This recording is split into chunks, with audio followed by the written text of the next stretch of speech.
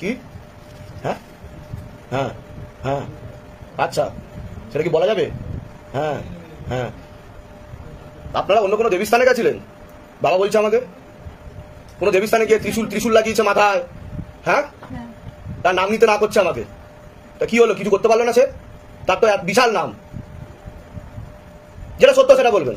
গেছিলেন কি না আমি মিথ্যা কথা বলছি, বা আমি ভয় পেয়ে গেলেন আপনি ভিডিও হচ্ছে বলে? হ্যাঁ, আপনি তো অন্য কারোর দেখাচ্ছে আমাকে পেতে পাচ্ছেন, মানার চেষ্টা করছেন, এটা বলছে বাবা আমাকে। তাই তো, দুবার গেছেন, তখন থেকে কি হয়েছে সেটা বলুন। কি লাভ হয়েছে যেটা সত্যি সেটা বলবেন। না আপনি আমার ধামে আসলেন, ওই ধামে গেছিলেন, বর্ধমানের ধাম, এর থেকে বেশি কিছু বলবো না আমি। একজন মহিলার কাছে গেছিলেন যার অনেক নাম, তাকে উচ্ছেদ করে দিয়েছে, এখন অন্য জায়গায় এসে বসে, বুঝে গেছেন? আমি নাম নেবো না তার। হ্যাঁ, সেখান থেকে কি হলো সেটা বলুন। সেখান থেকে কিছু বুঝতে পারছেন না? ত্রিশূল ঠেকিয়েছিল আপনাকে, বাবা বলছে আমাকে, আমি তো জানি না, আমার পক্ষে সম্ভব হয় না এত কিছু জানা। ঠিক আছে, আমি বলে দিচ্ছি কি কি করতে হবে। সবার আগে তো আপনাকে বলছি, হাজবেন্ডের বাড়ির তরফ থেকে একজন দে তোরা উলুর ধ্বনি কৃষ্ণ কালী মায়ের জন্য, দে তোরা উলুর ধ্বনি সব দেবতার জন্য। জয় গুরু বামদেব, জয় মা তারা, হর হর মহাদেব, জয় শিব শম্ভু।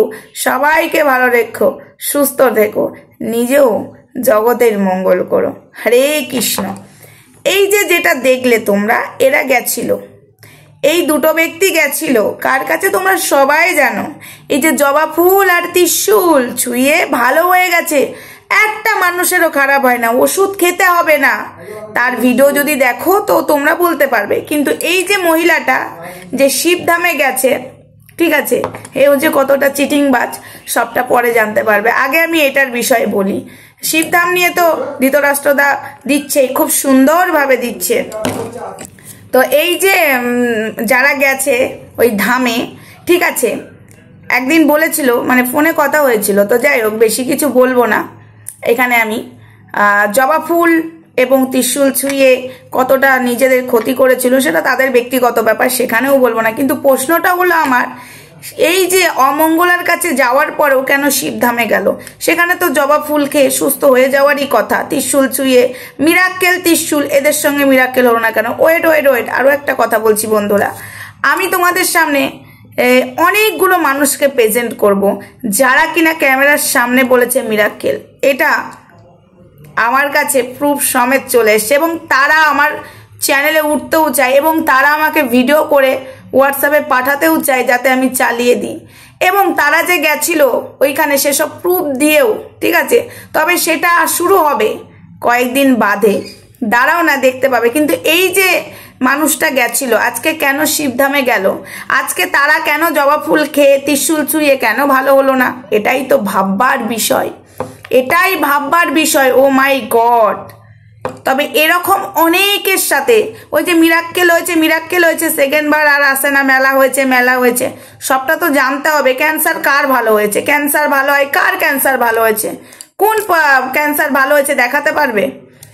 সবাই তো শুনে যায় চুলে ক্যান্সার ভালো হয়েছে, জবা ফুলকে ক্যান্সার ভালো হয়েছে, কার ভালো হয়েছে একটাও দেখাতে পারবে? অবশ্য ক্যান্সারের একজন পেশেন্ট বেলেরাতেই মারা গেছিল, সেটা পেপারে ছাপানো হয়েছিল, কিন্তু সেটা বড় কথা না। শুনে আসছি ক্যান্সার ভালো হয়েছে, তাহলে সরকার থেকে কেন এনাকে না হচ্ছে না ক্যান্সার হসপিটালে দাঁড় করিয়ে ত্রিশূল ছোঁয়াবে, জবা ফুল খাওয়াবে? কারণ ক্যান্সার যার বাড়িতে হয় একদম শেষ হয়ে যায়, তাহলে কেন একে নিয়ে যাওয়া হচ্ছে না? আজকে এদেরকে দিয়ে প্রমাণ দিলাম, এক এক করে এবার প্রমাণ দেব আমি, দাঁড়াও না, তোমরা জানো না। তবে লাস্টে একটাই কথা বলি, রাহব গোয়ালরা সব একই হয়। ওই যে রাজায় বসে চা খায়, আর উলো খোকরারা কেমন যেন যুদ্ধ করে। জিনিসটা এটাই। খেলা না খুব ভালো, সুন্দর খেলা হচ্ছে, আমি এটাই চাই। ওই যে দে তোরা উলুধ্বনি দি, একই তো গোয়ালের গরু সবাই, একই তো পার্টির সব লোক, এক টেবিলে চা খাওয়া হয়, আর চুনোপুটিরা মারামারি করে। চা কফি এক টেবিলে, খুব ভালো লাগছে। এই তো আমি এটাই বলেছিলাম অমঙ্গলা, এদেরকে তুমি যদি বিশ্বাস না করো আজকে কি করে হয়? হ্যাঁ, এদেরকে বিশ্বাস করো, একদম সুন্দরভাবে যেটা চেয়েছিলাম সেটা হয়ে গেছে। যা হবে বন্ধুরা এই যে বিষয়গুলো নিয়ে আমি এখানে কিছু বলবো না। আমি অমঙ্গল আর ভুলগুলো ধরবো, উনি ভুল করবেন ক্যামেরাতে যদি আমি দেখি, আমি সেটাকে নিয়ে বলবো। আর লড়াই হবে ক্যামেরার পেছনে, সেটা উনি জানেন। এখানে কিছুই বলবো না, সব বললে আর হবে না, আমাকে ক্ষমা করবে, দয়া করিয়া এবার ক্ষমা করবে। খেলা জমে ক্ষীর, মাঠে ফুটবল রান্নাবাটি নিয়ে সব কিছু নিয়ে খেলা হচ্ছে। তাই তোমরা একটু ধৈর্য ধরো, ধৈর্যের ফল মিঠা হয়। আমি একটা জিনিস মানি, কোনো এখানে ইগোর না বা নিজেকে জেতার জন্য না, স্বয়ং ভগবান যদি থেকে থাকে, যতই টাকা ফেলা হোক, যতই যাই হোক, ভগবানকে বিক্রি করা যায় না। কিছুক্ষণের জন্য, কয়েক মাসের জন্য, কয়েক বছরের জন্য, সারা জীবনের চিরস্থায়ী নয়। এইটুকু তোমাদেরকে বলছি, সত্যের জয় কৃষ্ণ কালিমাই করবে। আর যে কৃষ্ণ কালিমা যার হাত ধরে ধরে এসেছে এই ধরাধামে, তাদের অনেক বয়স হয়ে গেছে। আমি সবাইকে সামনে আনবো, ঠিক আছে? কে আনিল রে, কোথায় ছিলিস রে, সব সামনে আসবে। চলো, এটুকুই বলার ছিল, বাকিটা বোঝার হলে বুঝে নাও। একটা যে কারণে কেটে গেছিল, তো ওটাই বলছি। একটা জিনিস সবাইকে জানা দরকার, স্বয়ং ভগবানের ওপরে কেউ যেতে পারে না, প্রকৃতির মার। চলো, আমার গলার অবস্থা খুব খারাপ, চোখের অবস্থাও খুব খারাপ। সমাজদারি কে লিয়ে ইশারাই কাফি হতা হয়। এক টেবিলে চা কফি খেতে খুব ভালো লাগে, হাসি ঠাট্টা হয়, সবাই মিলে গল্প করা হয়, এটাই।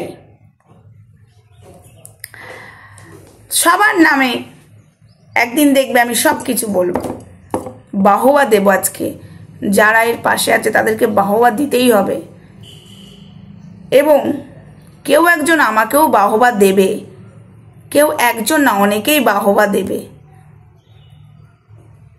বাকিটা থাক ক্যামেরার পেছনে হচ্ছে। না পাচ্ছি আমি উগলাতে, না পাচ্ছি আমি গিলতে। রাধে রাধে গোবিন্দ, তুমি আছো তো। তোমার খেলা কে ধরে?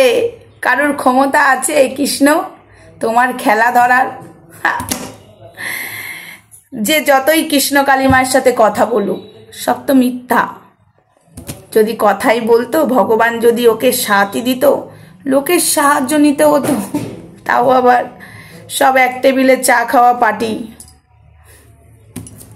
চলো, রাধে রাধে।